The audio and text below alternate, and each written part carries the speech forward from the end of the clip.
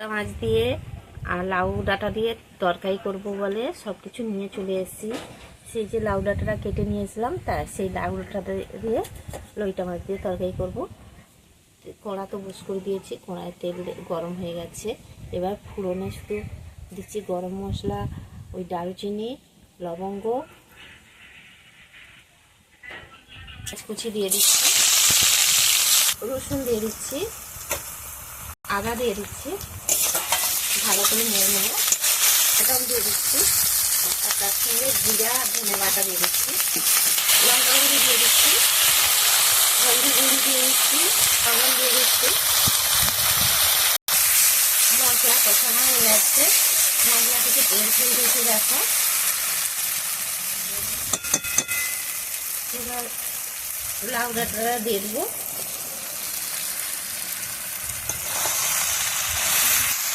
আলুগুলো দিয়ে দিচ্ছি,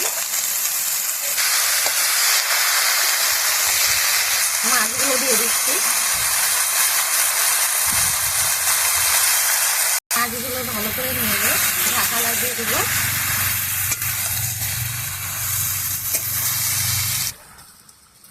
ভালো করে নাড়া হয়ে গেছে, এবার ঢাকা লাগিয়ে দেবো।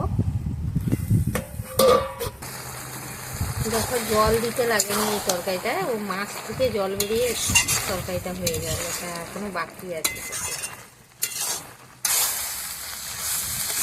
দেখো এরকম শুকনা শুকনা হবে তরকারিটা।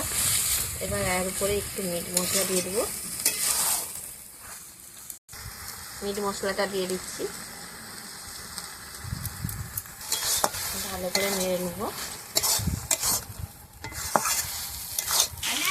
হয়ে গেছে, এবার ঢেলে নেব।